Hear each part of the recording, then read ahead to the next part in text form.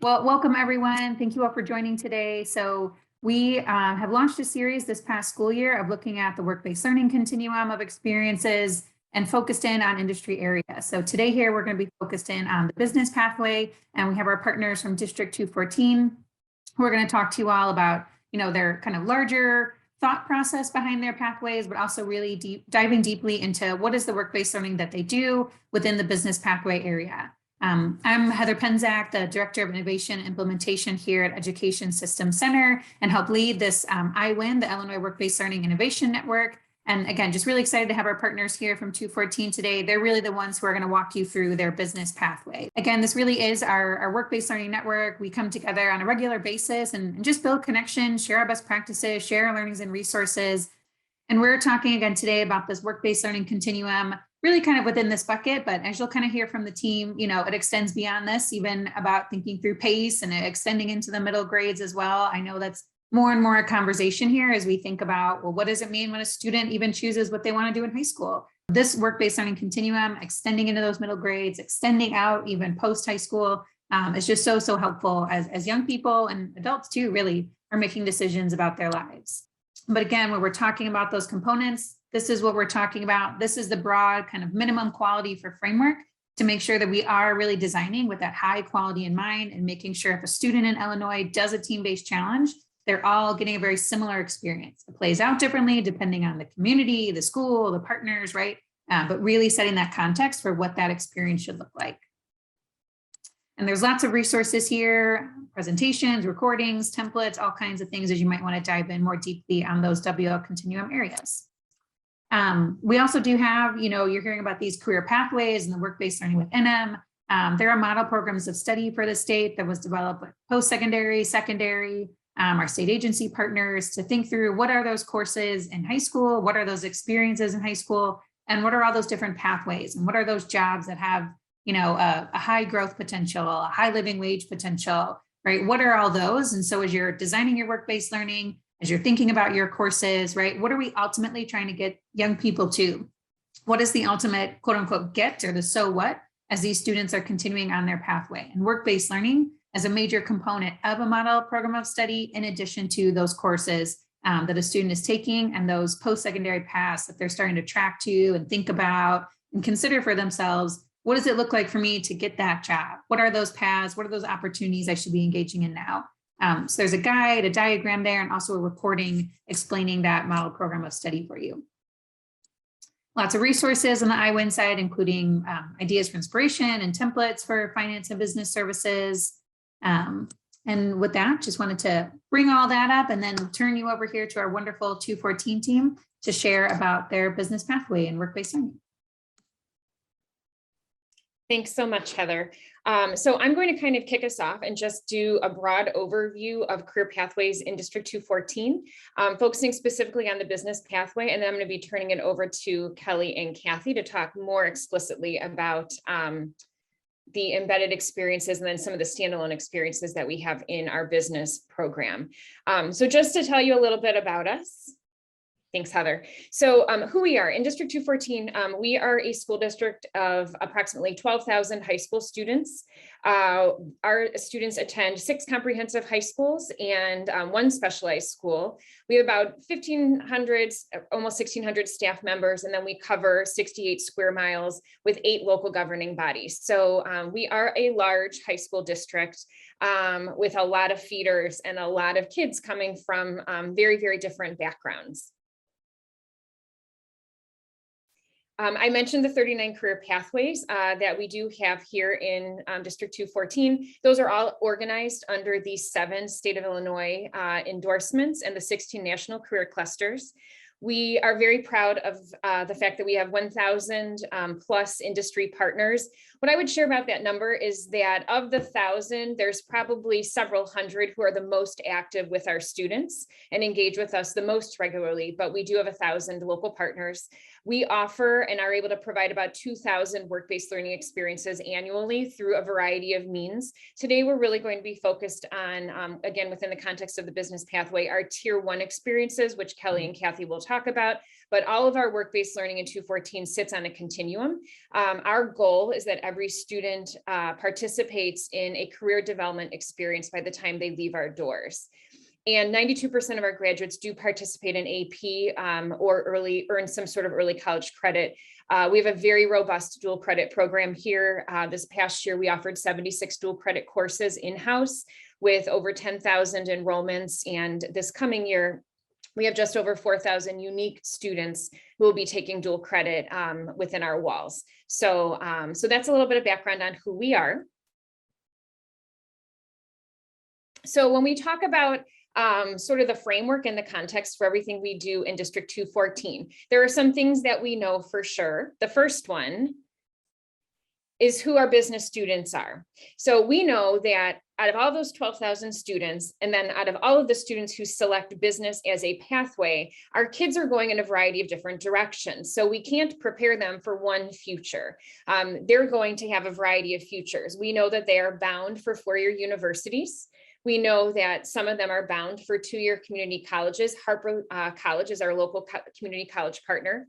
We know we have students who are bound for trade schools. We also know we've got a lot of students who are seeking to monetize a skill in the marketplace immediately. And then finally, we know we have students who want to bring a product or service to market as an entrepreneur. And we'll talk a little bit more about that in just a few minutes. So that's one of the things that we know. We know who our kids are. We also know that students who earn 15 college credits are 2 times as likely to persist and complete. So when we look at the span of our business pathway specifically, you are going to see a lot of early college credit opportunities represented in it because we know that that is really laying the foundation for what comes next for all of those kids that we just talked about. So if those are the things that we know, let me tell you a little bit about what we believe in 214 with regard to career pathways. So we know here that the inherent goal of our career pathways model is to prepare our students for a future with economic mobility. That is the driver behind everything that we do. We want our kids to see themselves as more than they are, and it's our responsibility and really our moral imperative to set them on a course toward that. We also know that all students need to see themselves in all pathways,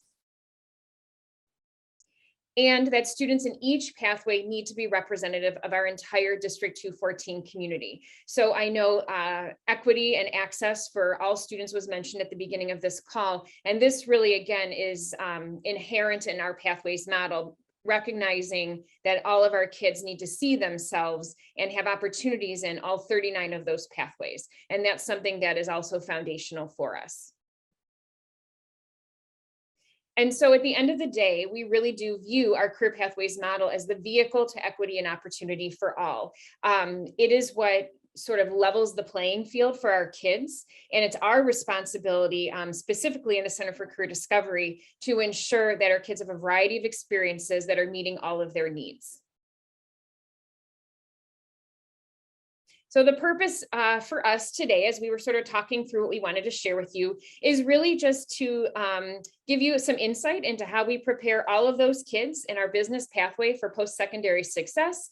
We're going to focus on what we believe is a highly impactful series of courses, co-curriculars, and work-based learning opportunities with a heavy emphasis on the work-based learning at the end. So when we're talking about career pathways, again, just to give you some additional context, there are 3 guiding principles that we adhere to. And we do not recognize a sequence of courses as a pathway unless it meets this definition.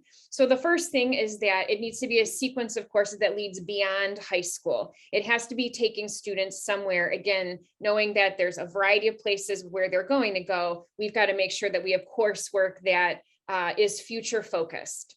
The second component of all of our career pathways is the embedded work-based learning. So that's going to occur through problem-based learning, through industry partner engagement, and then through the tier 1 career experiences that Kelly and Kathy will talk about. And then finally, the third component is opportunities to earn strategic early college credit and or attain an industry credential. And what you'll see in the business pathway specifically is a high emphasis on strategic early college credit. So our business pathway as it currently stands is laid out on the screen in front of you, and I'll walk you through this slide a little bit. So these are currently the courses that are offered in District 214. Starting on the left-hand side, what you can see is we do have a 4-year course sequence for students to access. The courses that are in red, Introduction to Business and Small Business Management, those are standalone District 214 courses. Right now, Intro to Business is a year-long course. In full transparency, that is the business pathway, actually, in the first 2 years of it, are a spot where we're going to spend some time working this year with our business teachers and CTE division heads to do some updating and to potentially semesterize some of our courses. But Intro to Business is the first course in the sequence. From there, we move to many different options. It really sort of becomes in business a choose your own adventure pathway based on what our students are most interested in. So Small Business Management is one of our courses. Again, it's a 214 course, does not offer dual credit, but allows students to work in the space of sort of owning and operating their own business. At one of our schools in particular, the Small Business Management course creates all of the product for the school store, and it's a partnership between a business teacher and a graphic design teacher. The rest of the courses that are in gray are all college, early college credit courses. So college entrepreneurship is one of the courses that we offer predominantly for students in the 3rd or 4th year of the pathway, although at times we do have students in the 2nd year of the pathway jump into that experience. We do offer both college and AP macroeconomics and microeconomics. We have those opportunities represented, and that's really specific to the credential of our teachers in those courses. We offer college accounting at all of our sites. We offer college business at all of our sites. And then those strategic early college credit courses are sort of embedded in college math and college speech and college comp, which we really focus on making sure all of our students have access to. In dark gray, what you'll see is our middle college program, specifically in business, which is a partnership between District 214 and National Louis University. And I should mention that National Louis is our business partner for all of our strategic early college credit courses in the business pathway. And we'll talk a little bit more about middle college in a few minutes. But as you can see, we have more than 15 hours of strategic dual credit in our business pathway. Work-based learning is embedded. And then we're also looking at the possibility of embedding some industry credentials as we move forward. DECA is the CTSO that is also very, very active in the district across all 6 of our schools. All of this aligns with the Finance and Business Services endorsement in the state. So just to give you some numbers, since 2016, 8,215 dual credits have been earned through National Louis Business Pathway courses. So this is a very popular and sought after pathway, and we have lots of students who are able to access lots of opportunities in this particular space. So many so that during the 2020-2021 school year, and we're updating our data right now, so we'll have updated numbers in a few weeks. But in 2021, 2,080 unique District 214 students not only enrolled in a business pathway course, but also identified business as their career cluster. So this is the #1 pathway in terms of numbers in all of District 214. It has the highest enrollment across all 6 of our buildings, and it's one that we invest significantly in.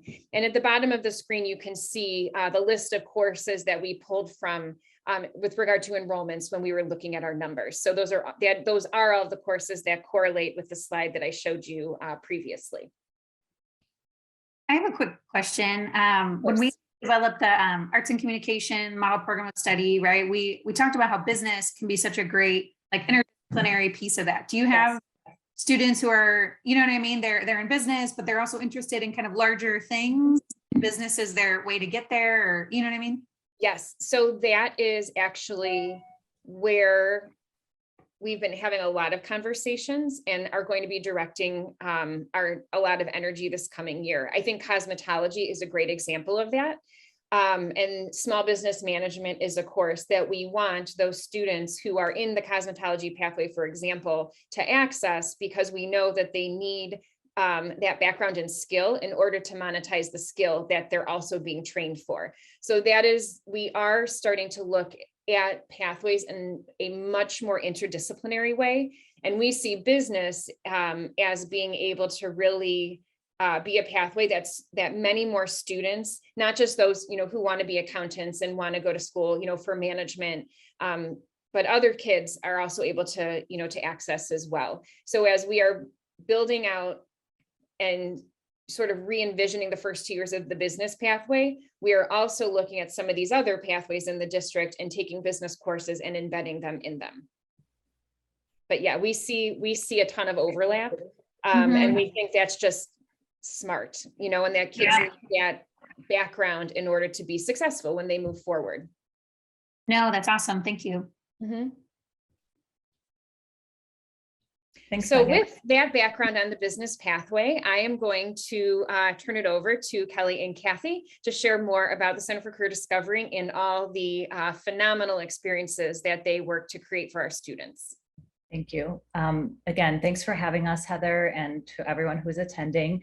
Center for Career Discovery really is a department that focuses on bridging between the academics that Megan just described to the work-based learning that really kind of opens up all of these avenues for our students. And we couldn't do this work-based learning without our business partners. So we're going to spend just a minute, I have a slide on our business partners.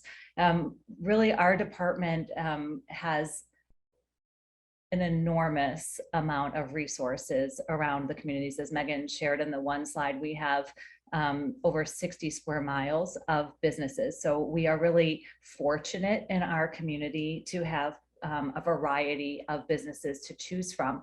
And in the business partnerships specifically, as you can see on the slide, the pathway and students who are looking for a business work-based learning can be anywhere from accounting, consulting, finance, insurance, marketing, and again, small business in all sectors. And this is kind of what Megan and Heather were just talking about. Business really does go across all sectors. So even though someone might be in IT, they might want to know how to run a small IT business, for example, or we have a lot of small fitness companies in our area. And those are like entrepreneurial small businesses that can really teach students not only about fitness, but also about entrepreneurial studies and what it takes to actually run a business efficiently, effectively, et cetera. So we really do look for businesses that will align with what we're trying to help students experience and explore. We interview all of our businesses. We have relationships with them all. We site visit all of them. We background check all of them. We want to be sure that they understand that our students are looking to take what they've learned in maybe 1 or 2 classes and then go out into the world, be partnered with a professional and learn. But we also want our businesses to know this is a great opportunity for you and your workers as well. This is something where when you're engaging with a high school student, especially now with the economy, we've really seen businesses reaching out to us, whereas we used to have to call businesses and solicit our students in our programs and talk about all the wonderful things our students can do and what they've learned, which is still true. But we also have businesses calling us saying, hey, do you have any students who could come work for us? And then we kind of reel them back in a little bit and say, well, before the work, what if we have a student come for 30 hours and do an internship? And then they could get to know a little bit about your business. You can get to know a little bit about what skills they bring in their interests as well. So it really is a potential to grow a workforce pipeline. And that's really something that businesses are excited about right now. They also really feel that students in high school have such a fresh perspective, whether it's with technology, social media, et cetera. So they can really get a spark for their business and their what they might not have considered if they engage with a high school student, might give them a different perspective. So again, we're trying to give businesses a reason why to partner with us. Our businesses really, I think, are an integral part of our community. And it's really something that they take pride in when they can say we've hosted and we support the District 214 work-based learning opportunities. We do try to highlight them in blogs, in videos. We have an industry partner breakfast. So we really do try to elevate our business partners as well. And it's a win-win for both entities and the student as well, of course. A lot of our businesses also find that their employees really start to take more pride as they mentor high school students in an internship or work with them, train with them in an apprenticeship opportunity. So it really is a sense of pride and gives the employee a sense of purpose and kind of that extra excitement about why they're working there and what it means to be an employee and what they can provide students as far as a learning opportunity. And again, they're helping students discover their future. Is this something that they're interested in? Could this lead to more coursework? What types of opportunities could this lead to post-secondary? So our partners really are an integral part, and I could probably talk on and on about them, but we'll go on to the next slide.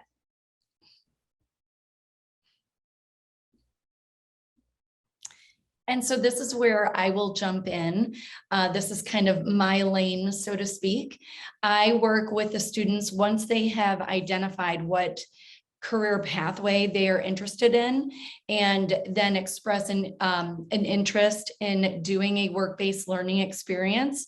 We offer two different types. So we offer a micro-internship, which is a minimum of 30 hours. And we also offer a traditional internship, which is 60 hours, both of which have course credit affiliated with it.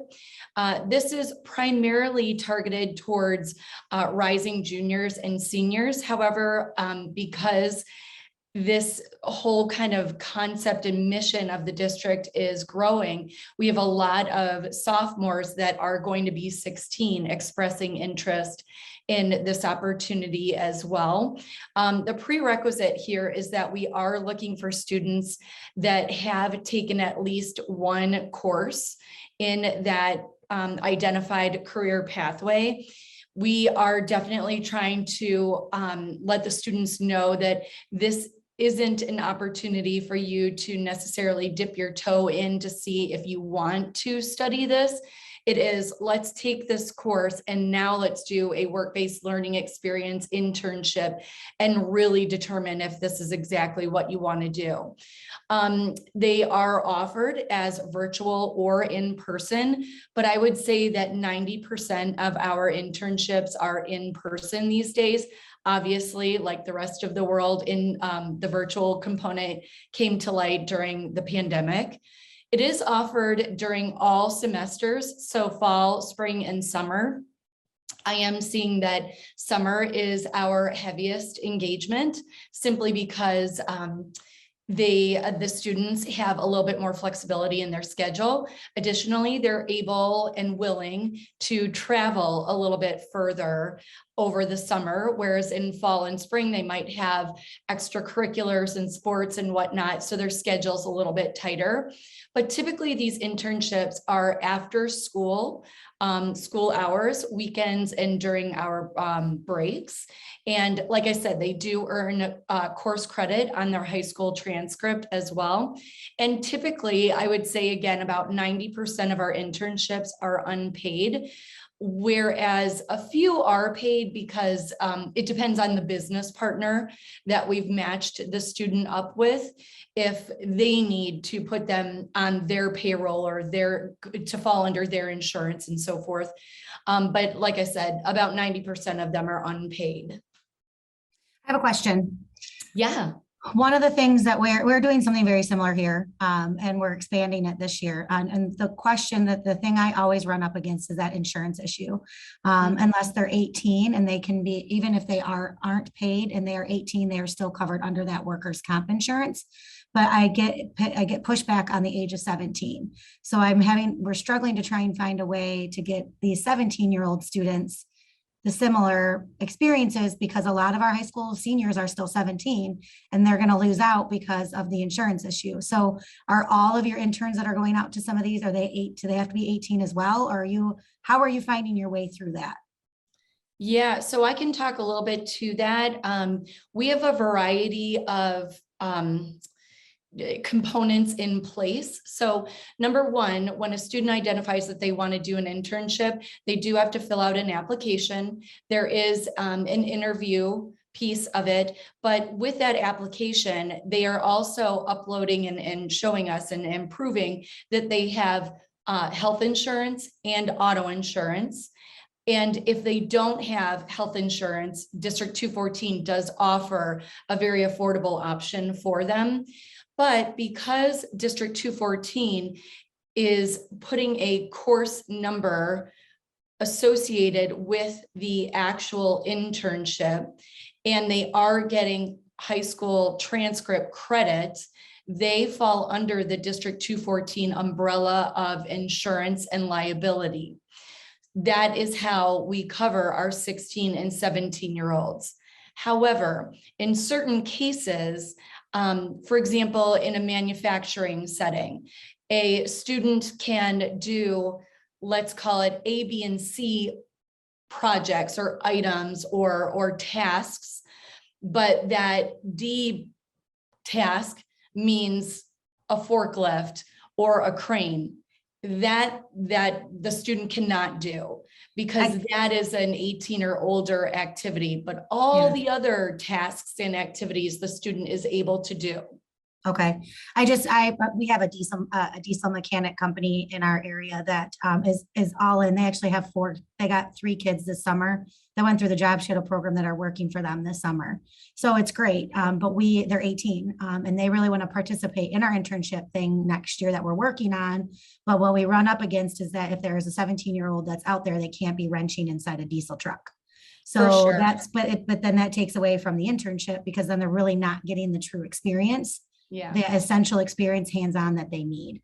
So I'm just thinking that if they are 17 and they are doing that I'd have to check and see if they're covered under our district liability. Exactly. I'm going to jump in really quickly. Yeah.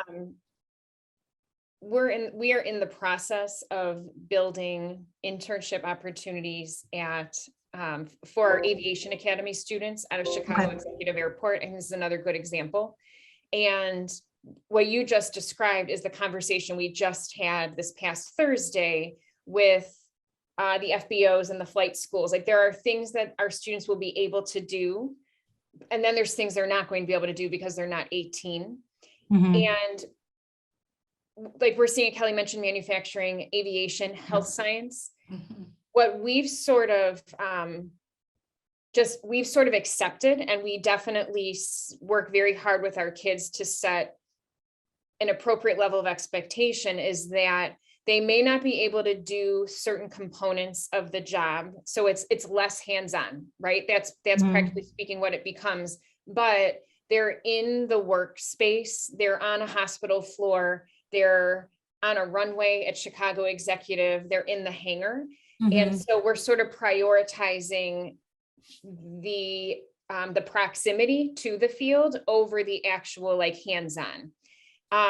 So that's sort of how we're framing it in a lot of situations where there are more questions about insurance and what they can and can't do. And we're also in conversation right now with our own insurance agent, because as more and more companies are seeking us out, they also are coming to us with lists of questions that we're working to update our answers to. Yeah, same here, but we're similar. We got our job shadows through, but the job shadows, they're hands-on, but it's 4 hours versus an intern that's going to be out there, 3 days a week, and actually, doing the work. The job shadow is 1 day. This is like, we're trying to build this out for an entire semester long. A lot of our partners want more than 60 hours. Some of them are wanting 120 plus hours for their interns. So it's great. It's a great problem. It's not a bad problem to have, but it's like the same thing with HIPAA. Like, what can we do to work through it? Not around it, but work through it so we can still get our students the experiences that they need, but within the right regulations. But we can't just tell a nursing student that she can't do a job shadow because of HIPAA. Well, we can have them sign forms, and it's just, I guess that's the thing, is that I feel like I'm beating my head against the wall with the whole 17, 18 conversation. And it keeps going back and forth. And I just want to come to a final answer and say, this is where we're at, and this is what we can do, and this is what we can't do. And I feel like that would be a solution that all of us would benefit from. But unfortunately, at least in, for example, the manufacturing space, we have so many manufacturing companies that take 16 and 17-year-olds. But just recently, I had a student that was interested in welding, and she was very well aware that the student was not 18 and that the student was going to fall under our insurance policy, but her company's then insurance policy, even though they got all the information, they had examples of other manufacturing companies that work with us and so forth, their insurance company still said no. So it's really, I think, going to be a case-by-case basis on the business partner that you work with. Yeah. Hey, Heather, why don't you lobby for us to change some of this workers' comp insurance stuff in the state of Illinois? Part of it too, that point from Kelly, is this piece of like, there is no, like, the guidance is that like, it's fine, right? But then companies will interpret things how they want to interpret things too. And their own legal team. And sometimes that can be worked through, and other times they just like put a stop up against it. And yeah, I think what I've heard though, and 214, you know, I don't know your experience, like the smaller companies tend to be more flexible, the larger ones tend to be more inflexible. But I think there's this piece too of like, okay, well, if suddenly it's only really the small companies who seem to be getting interns and having less struggle hiring, right? Then like it starts to put a push on a larger company to be like, okay, if we're looking at these state guidelines, and we're putting on these additional layers that don't need to be there, and now we're seeing that other people are hiring more and people are staying longer because they're happier to be there. They built a relationship in high school and college, and now they want to work there, right? Like that could change some pieces too. And, but I love too, this piece about prioritizing that proximity, right? So even the company who's like, no, they can't do this task. It's like, okay, well, could they, you know, shadow you? Like, how could you still build maybe a micro-internship, right? That like engages them, and networking, especially like the different department thing is so helpful, right? Because you might think you want to be a welder, and then, you know, you shadow them and you're like, actually, I want to be in like sales for this company or something, right? And like, just because you saw what their team did and you saw the different personalities even among those teams, right? And where you can maybe get them to like draw in that way. But no, I agree. And I think it's like, how do you make like a statewide FAQ on this case-by-case basis? But how do you lift up though, like the models that are doing it, and here's how they're doing it, and this isn't the way to do it, but it is a way, right? We're like stamp manufacturing work this next couple of years here, and I think we're going to build up a whole ton of that. So I can't help but wonder additionally, sorry, because of the lack of employees, lack of workers, and a very fast amount of turnover that we're seeing in all of these businesses, that they are going to, the owners, the employees are going to go to their attorneys and their insurance companies and say, look, we are hurting. Where can we be flexible and try to fill this gap? Yeah. We saw that in with one of our healthcare partners. They had a very strict 18 or older policy, and they worked with their insurance and their HR and their attorneys, and they got it moved down. And they are hurting. They need help. They need hands. And so they went to their team to see what changes could be made, and they got it done. And so now we have our students there, and they are so grateful. And I think as we continue to build these things out and tell those stories, like I think we have to obviously do all that we can, but I feel like we should also be pushing back a touch that just says, we know you're hurting. We're trying to help you as much as we can, but we need you to do some of the heavy lifting on your side of the fence as well. Can you talk to your HR, your insurance, your attorneys, and see what type of flexibilities might be able to be implemented? So just, Thank you. just a little food for thought.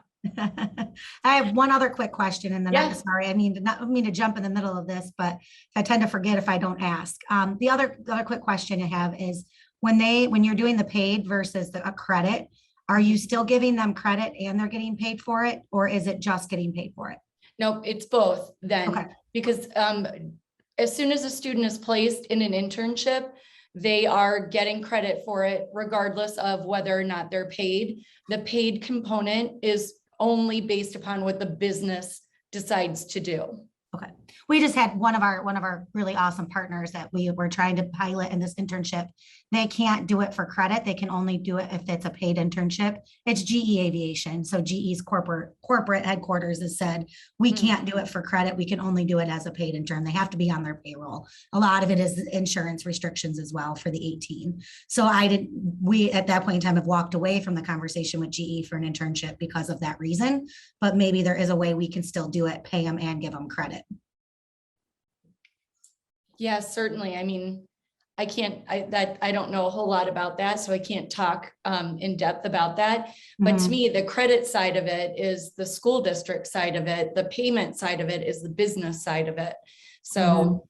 Okay, thank you very much. For sure. Yeah. Yeah, I have a quick question while we're talking about the paid and unpaid internships as well. Do you find that some of your students are less interested in partaking if they aren't able to get a paid internship? And is that a barrier to access to some students? Or has that not been an issue in your district? I would say so far it has not been a major issue as long as I've been doing this, which is not very long, but it is very clearly laid out from the get-go, from the start, that this is an unpaid experience. And the way that we talk about it with the students is that it's unpaid because you're getting credit on your high school transcript. Now, the students don't always hear that, so we have to remind them of that. But so far, I would say 9 out of 10 experiences when the student's like, wait, I'm not getting paid for this. And it's like, no, you're not getting paid for this, but you are getting credit at like a grade, the whole 9 yards. And then it kind of turns around in this particular example, like, okay, no problem, I'm getting credit for it. Oh, and they want to hire me for over the summer for a summer job. So without this unpaid experience, you wouldn't have a summer job lined up. So now you've had the experience and now you are hired on for, so you are going to actually be earning that paycheck. But then additionally, I'm expanding and taking this too big and too long, I'm sure. But for students that are definitely in need of an experience that is paid, there is an apprenticeship opportunity as well. But again, those are for students that have really identified what their career pathway is. How do students, how does the apprenticeship opportunity differ from some of the things we've been talking about? Certainly, I'll let Kathy take it over from here. I can jump in there, and thanks for the question. And this is like a whole nother slide presentation, so I'm going to try to condense it a little bit. We have several career pathways that have an apprenticeship as a capstone opportunity. Those students apply after they've taken at least 2 courses. Typically, there are some exceptions. During their junior year, it is an application process, an interview process. This is something that they are affirming that this is what they want to do post-secondary, again, a bridge to the workforce and or additional college. The apprenticeship program was really developed because of students who maybe weren't accessing internship opportunities because they were after school weekends and unpaid, and students needed to earn credit. Again, we've got a lot of students who are on fee waiver and really need that after school job because they're helping their students economically or for themselves. So this opportunity was built in for them to work and get release time during the school day in an experience that aligns with their career pathway. So they're not only getting a job, but they are getting additional training, they're getting related technical instruction, they're getting mentorship in their career pathway, not just a separate job like maybe a Target per se, but they're actually working in the career pathway of IT or nursing or athletic training or manufacturing or automotive. So we do have that availability. We are still, I would say, in the infancy stage of our apprenticeship program. We're on our 4th cohort right now. So we started with 4 apprentices. We have 28 this year. So it is a small program in the sense of 12,000 students, but we are growing and again, trying to connect students with businesses and these opportunities. Thank you both so much for those answers. That's a really great structure to hear about. Thank you. So the next slide that you guys are going to see is an example of great partnership between the Center for Career Discovery as well as the Community Outreach and Engagement Department. So we placed this business student who is interested in sports marketing in an internship, a micro-internship with the local Schaumburg Boomers baseball team. And then our community engagement and outreach team came out and did a little video clip on it. So it's a quick little uplifting piece here. Let me know if there is no sound.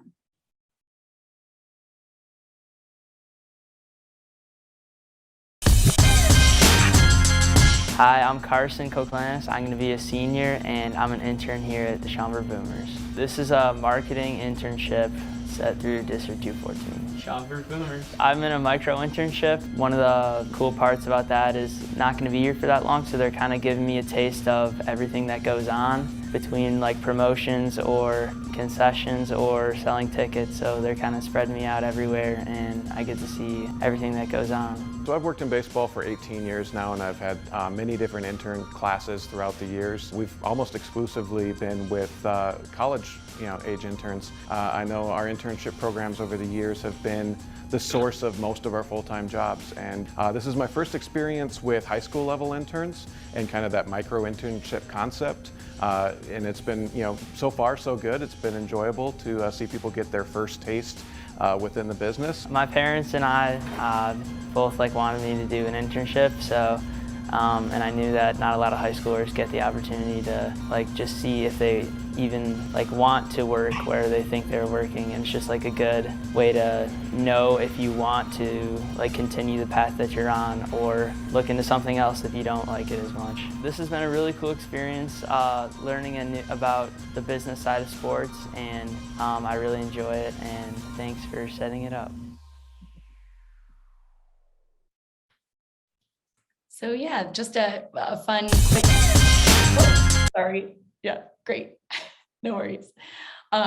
So yes, that is an experience of the external internship, right? The 30 or the 60. These are capstone programs that we offer embedded internships. So built right in to the student schedule. So you can see the list of pathways where we offer those, but specifically to the business pathway, we of course have the college entrepreneurship piece and then middle college business. And then you can see on the side here, 30 hours school employer site. Schedule time is occurring during the student's school schedule. And then of course they earn course credit. And so to talk about the college entrepreneurship piece, it's back to Kathy. Thank you. You can go one more slide, Heather, that would be great. So as earlier slide, we had that continuum of different coursework that students are able to enroll in for the business pathway. College entrepreneurship is one of the most popular courses across our schools. It's really exciting if you kind of think about a Shark Tank type environment. This is the work before they get to Shark Tank, right? We have students who work in groups. They identify something that they want to develop, whether that's an idea for a product or a service. And then they go through with their teacher and most importantly, business professionals who come into the school with them to give them that real kind of realistic view of, is this really going to fly or not, this product or service? What does it take to bring it to market? What selling techniques are there? What do you need to think about as far as inventory, as far as getting a prototype? All of these different avenues and different what's the word I'm looking for? Different sequences that they have to go through of actions in order to bring a product or service to market. So this course is really detail oriented, and it's a really great example of that problem-based learning where they're working in a team. They have a professional who's guiding them. And sometimes that idea might not go all the way through the coursework, right? And they have to come up with something else in order to get it there.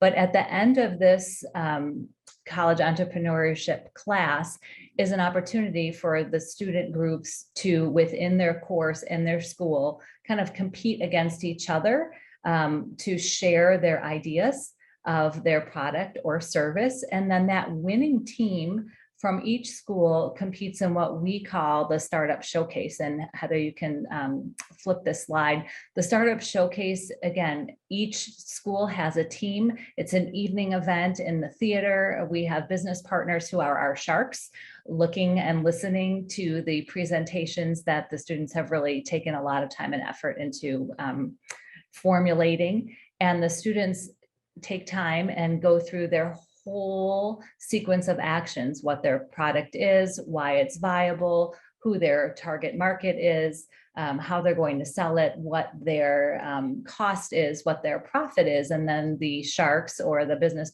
professionals ask some questions. All the teams get an opportunity to present their service. And then we actually have a winning team who does get a check that's donated with the help of our District 214 Educational Foundation in order to actually bring this product or service to light. Something that was really exciting in the bottom corner is the snap clips. This was a product where, if you're familiar with weightlifting, the weights are on the bar, and sometimes they can slide off. So the snap clip was developed as a product that can keep the weight on the bar. And they actually went in 2018. They were the winning Startup Showcase team for the district, and then they actually applied for Shark Tank and got on Shark Tank to present to those sharks. So that was really exciting. Again, a really real world culminating experience for our Entre students. And next, we'll talk a little bit about our middle college business opportunity. So if you want to go to the next slide. So basically, our middle college business dual credit partnership is with National Louis University. So this is obviously really great for students that are very clearly identifying the business pathway as their career cluster or career pathway. And they are enrolled in these dual credit opportunities, but then they determine that they're ready to have a very different looking type of senior year where they want to their senior year, spend some time in the college space. So basically, they are able to complete their first year in business school from NLU during their senior year. So this gives them obviously a head start to finishing their four-year degree, where they actually complete their first year during their senior year of high school, and then they have only 3 years left. So they're essentially graduating a year early. So if you could go to the next slide, it kind of shows you the layout of what the coursework would look like. And then the next slide gives you an idea of what the student's schedule would look like. So this is their senior year of high school, where they're also getting that first year of college under their belt. So it's a very bare bones demonstration of middle college business. I don't know if there's anything additional that Megan or Kathy would add. The only thing I'd add about middle college business is that students in that class have the opportunity for an embedded work-based learning experience. Oh, right. We don't require them to do that because they are taking over the course of 4 terms, 10 college level courses. Plus they're taking college math and college speech and comp back at their home schools. So in that case, they opt into the embedded work-based learning opportunity. And then our team in the Center for Career Discovery actually places them into those experiences. Their days are pretty packed because they're spending half of their day at on National Lewis's Wheeling campus and then returning to their home schools for the afternoon. So that particular experience typically lands after school and on the weekends with some of our local business partners. Thank you all again so much for all your learnings here today. I'm excited to continue to share this, and I know you all are always willing to connect and answer questions. So yeah, just thank you again. It's wonderful to have your model captured and be able to really highlight as a resource for folks. Well, thank you so much. Thanks everyone for the great conversation. We appreciate it.